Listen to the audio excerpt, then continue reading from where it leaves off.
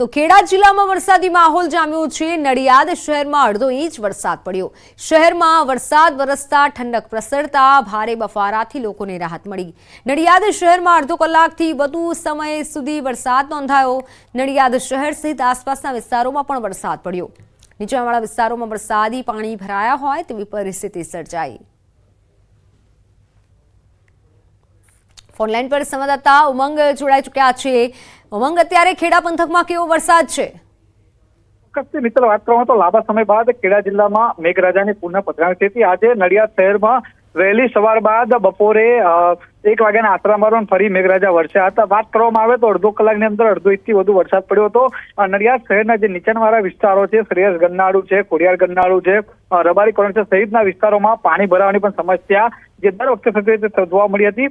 પરંતુ ચોક્કસથી મિત્ર કહી શકાય કે આ વખતે ખેડા જિલ્લાની અંદર જે વરસાદ ઓછો પડ્યો છે જેના કારણે ખેડૂતોમાં ક્યાંક ને ક્યાંક ચિંતા છે। જે અડધો કલાક વરસાદ પડ્યા બાદ ઉઘાડ કરતા ભારે તાપ કરતા પાછો જે બફારો હતો તે જોવા મળ્યો હતો। પરંતુ જે વરસાદ પડવાથી જે લોકોને બફારાથી રાહત મળ્યો તેવું ચોક્કસથી મિત્ર કહી શકાય। બિલકુલ ઉમંગ, આભાર માહિતી બદલ। તો સમગ્ર રાજ્યમાં અત્યારે વરસાદી વાતાવરણ જામ્યું છે। દક્ષિણ ગુજરાતમાં વરસાદ જામ્યો છે। બીજી તરફ સુરતમાં અત્યારે નીચાણવાળા વિસ્તારોમાં વરસાદી પાણી ભરાયા છે જેથી વાહન ચાલકો અટવાયા હતા। તો અમરેલીમાં પણ અત્યારે ધીમી ધારે વરસાદ થઈ રહ્યો છે। તો એક તરફ ખેડામાં વરસાદના કારણે વાહન ચાલકો અટવાયા હતા। દક્ષિણ અને મધ્ય ગુજરાત માટે 2 દિવસ ભારે હવામાન વિભાગે ભારે વરસાદની આગાહી કરવામાં આવી છે। 2 દિવસ ભારે વરસાદની આગાહી કરવામાં આવી છે। દાહોદ અને છોટાઉદેપુર નર્મદામાં ભારે વરસાદની આગાહી।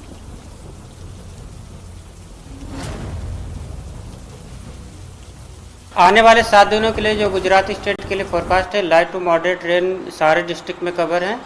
और वार्निंग की बात करेंगे तो वार्निंग के लिए आज जहां पर हैवी रेनफॉल की वार्निंग और साथ में अलर्ट जारी है वो डिस्ट्रिक्ट है दाहोद, छोटा उदयपुर, नर्मदा, भरूच, सूरत, नवसारी, वलसाड़, डांग, तापी, दमन और दादरा नगर हवेली, जहां पर हैवी रेनफॉल की वार्निंग और साथ में येलो अलर्ट जारी है। और कल की बात करेंगे डे 2 के लिए जहां पर हैवी रेनफॉल की वार्निंग और साथ में येलो अलर्ट जारी है वो डिस्ट्रिक्ट है दाहोद, छोटा उदयपुर, नर्मदा, भरूच, नवसारी, वलसाड़, डांग, तापी, दमन, दादरा नगर हवेली और साथ में सूरत डिस्ट्रिक्ट शामिल है। રાજ્યમાં વરસાદી માહોલ રહેશે। તો આજના દિવસે નર્મદા ભરૂચમાં વરસાદની આગાહી કરવામાં આવી છે। આવતીકાલે સુરત અને ડાંગમાં વરસાદ થઈ શકે છે। હવામાન વિભાગે વરસાદ અંગે આગાહી કરી છે। વરસાદથી પાક નુકસાન અંગે ગૃહમાં ચર્ચા। પાક નુકસાન પર કૃષિ મંત્રીનું નિવેદન સામે આવ્યું। જૂનાગઢ, પોરબંદર, દ્વારકામાં વરસાદથી નુકસાન તાત્કાલિક અસરથી નુકસાનીનો સર્વે કરાયો। સર્વેની કામગીરી પૂર્ણ થવાના આરે છે। સર્વે પૂર્ણ થયા બાદ નિયમ પ્રમાણે મદદ ચૂકવાશે। છેલ્લા 5 વર્ષમાં 7,242 કરોડની સહાય ચૂકવાઈ। એસડીઆરએફ મુજબ 5,148 કરોડની સહાય ચૂકવાઈ। સરકારી ભંડોળમાંથી 2,094 કરોડની સહાય ચૂકવાઈ છે। રાજ્યના 6,43,000થી વધુ ખેડૂતોને સહાય ચૂકવાઈ છે।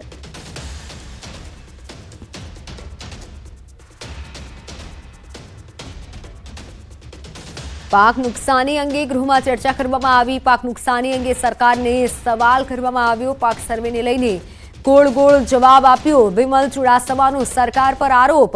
કેટલું વળતર અપાશે તેની સ્પષ્ટતા પણ ન કરાઈ। કે અતિવૃષ્ટિના કારણે ગીર સોમનાથ જિલ્લો, જૂનાગઢ જિલ્લો, પોરબંદર જિલ્લામાં અતિ ભારે વરસાદ પડવાના કારણે કૃષિ પાકોને નુકસાન થયું છે। તો એ પાકોને જે નુકસાન થયું છે એનું વળતર કેટલા સમયમાં ચૂકવવામાં આવે, એ કયા અધિકારી દ્વારા એનું સર્વે કરવામાં આવે અને જે પાકોને નુકસાન થયું છે એની સ્પષ્ટતા કરવામાં આવે કે કેટલું વળતર આપવામાં આવશે। ત્યારે કૃષિ વિભાગના મંત્રી દ્વારા ગોળ ગોળ જવાબ દેવામાં આવેલો। એમને સ્પષ્ટતા ન કરી કે કેટલા સમયમાં એનું વળતર આપવામાં આવશે, કયા અધિકારી દ્વારા સર્વે કરવામાં આવશે અને કેટલું વળતર આપવામાં આવશે એની સ્પષ્ટતા પણ। માનવ બલિ અને કાળા જાદુ વિરોધી બિલને સાધુ સંતોએ આવકાર્યું છે। માનવ અને પશુ બલિને રોકવા માટે સરકારના આ પગલાંની જાણીતા કથાકારો સાધુ સંતોએ સરાહના કરી છે। સાથે લોકો અંધશ્રદ્ધાના માર્ગે જતા અટકશે તેવો આશાવાદ પણ વ્યક્ત કર્યો છે।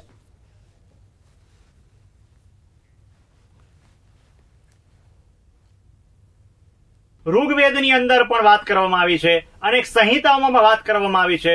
ભગવાન સ્વામિનારાયણે પણ શિક્ષાપત્રીમાં કહ્યું છે કે કોઈ પણ જીવ માત્રની હિંસા ન કરવી જોઈએ. આવશ્યક કાયદા ઘડવા જોઈએ અને જે ન માને અને જે હિંસા કરે એને આકરામાં આકરી સજા કરવી જોઈએ. કે માનવ બલિદાન અને જે અઘોર પ્રથા છે, કાળા જાદુ છે, એ બધું અટકાવવા માટેનો, નિર્મૂલન કરવા માટેનો જે વિચાર સરકારનો છે, એ કાયદો અને જે નિયમ સરકાર દ્વારા રજૂ કરવામાં આવશે એનું અમે સ્વાગત કરીએ છીએ. आज जो एक्ट लागू हुई है ये बहुत सही और सराहनीय कदम है, क्योंकि कई जगह हम देखते हैं कई लोग अलग अलग समाज से आने वाले लोग जो लोगों में अंधविश्वास फैलाते हैं, उस अंधविश्वास पे अंकुश लगेगा, रोकथाम लगेगी. साथ ही साथ जो ग्रामीण क्षेत्र के भोले भाले लोग होते हैं उनको तंत्र के नाम पे जो लोग बेवकूफ़ बनाते हैं, कई लोग वशीकरण के नाम पे, मारण मोहन स्तंभन उच्चाटन के नाम पे जो लोगों को बेवकूफ़ बनाते हैं, यह सब चीज़ों पे अंकुश लगेगा. સરકારનું આ કાર્ય છે જેના દ્વારા સમાજમાં પણ એક નવા પ્રકારનો ફાયદો અથવા તો સત્વભાવ, એ તમસ ભાવને દૂર કરી અને સત્વભાવની એક જાગૃતિ અને ફેલાવો થાય, એ સરાહનીય અને વંદનીય કાર્ય છે. મહેસાણા સિવિલમાંથી આરોપી ફરાર. પોલીસ જાપ્તામાંથી 2 આરોપી ફરાર થયા. કુલ 5 આરોપીઓમાંથી 2 આરોપી ફરાર થયા. સ્પ્રે છાંટી આરોપીઓ ફરાર થયા હતા. ફરાર થયેલા આરોપીઓનો પોલીસે પીછો કરી ઝડપ્યા છે. ફરાર બંને આરોપીઓને ઝડપી પાડવામાં પોલીસ સફળ રહી છે. પોલીસ જાપ્તામાંથી 2 આરોપી ફરાર થયા તેનો એક વિડીયો પણ સામે આવ્યો છે. સીસીટીવી ફૂટેજ સામે આવ્યા છે. જોકે ફરાર થયેલા આરોપીને પકડવામાં પોલીસ સફળ રહી છે. પોલીસે બંને આરોપીને ઝડપી પાડ્યા છે. સ્પ્રે છાંટી અને આરોપી ફરાર થયા હતા. હાલ તો પોલીસે આરોપી વિરુદ્ધ તપાસ હાથ ધરી છે, વધુ કાર્યવાહી હાથ ધરી છે. પરંતુ જે સમયે ફરાર થયા તેનો પણ એક વિડીયો સામે આવ્યો છે. ફૂટેજમાં જોઈ શકાય છે સ્પ્રે છાંટી આ બંને આરોપીઓ ફરાર થઈ રહ્યા છે. પોલીસ જાપ્તામાંથી 2 આરોપી ફરાર થયા હતા. હાલ મહેસાણા સિવિલમાંથી ફરાર થયેલા આરોપીને ઝડપી પાડવામાં આવ્યા છે. પોલીસે આરોપીઓ વિરુદ્ધ વધુ કાર્યવાહી હાથ ધરી છે. સ્પ્રે છાંટી આરોપીઓ ફરાર થયા હતા. ફોનલાઈન પર સંવાદદાતા કેતન જોડાઈ ચૂક્યા છે. કેતન, કઈ રીતે આરોપીઓ ફરાર થયા હતા? હાલ શું વધુ વિગત? ચોક્કસથી મિત્ર જણાવી દઉં કે મહેસાણા સિવિલમાંથી પોલીસની આંખોમાં સ્પ્રે મારી ભાગનાર 2 આરોપીને ગણતરીના સમયમાં જ પોલીસ દ્વારા ઝડપી પાડવામાં આવે છે. ઉલ્લેખનીય છે કે પોલીસ જપ્તામાંથી આ આરોપીઓ ફરાર થયા હતા. કુલ 5 આરોપીમાંથી 1 આરોપી ફરાર થયો હતો. સગીર આરોપીને છોડાવવા સ્પ્રે છાંટીને બીજો શખ્સ પણ ફરાર થયા હતા. ફરાર થયેલા આરોપીને હાલમાં પોલીસે પીછો કરી ઝડપી પાડવામાં આવ્યા છે. હાલમાં ફરાર બંને આરોપી અને મદદ કરનારને ઝડપી પાડી પોલીસને સફળતા મળી છે. જી બિલકુલ કેતન, આભાર માહિતી બદલ. વિદેશમાં જોવા મળતા મંકી પોક્સ વાયરસને લઈને અમદાવાદમાં સારવાર સિવિલ તંત્ર પણ સતર્ક થઈ ગયું છે.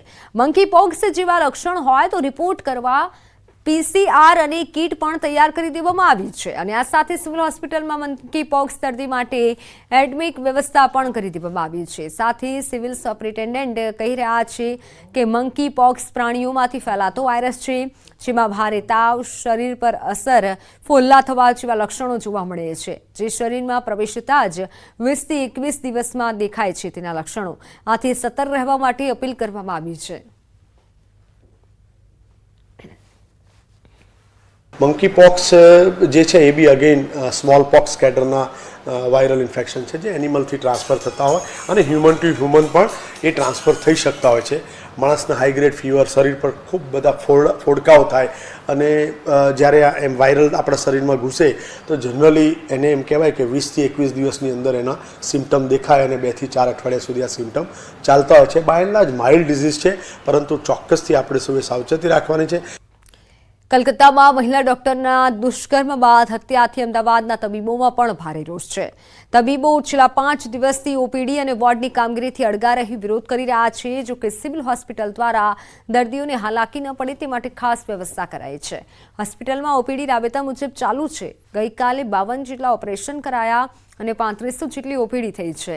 રેસિડેન્ટ ડોક્ટરોના કામથી અળગા રહેવાના કારણે અત્યારે ઇમરજન્સી અને સેમી સર્જરી થઈ રહી છે, જે દર્દીઓના ઓપરેશન 1 થી 2 દિવસ મોડું કરવાથી તેમના સ્વાસ્થ્ય પર કોઈ અસર થતી નથી. તેવા ઓપરેશન લેટ કરાઈ રહ્યા છે.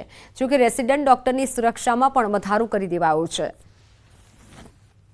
રાબેતા મુજબ ચાલે છે અને એના માટે અમે medical officer, non clinical staff જે ઓપીડી ચલાવતા યુનિટ સાથે એડ કરી અને દરેકે દરેક આવનાર પેશન્ટને સારામાં સારી રીતે જોઈ શકાય અને એડવાઇસ કરી શકાય એવી વ્યવસ્થા કરી છે, જેથી કરીને ઓપીડીના આવનાર એક પણ દર્દીને ડૉક્ટર જોયા સિવાય એને પાછું ન જવું પડે.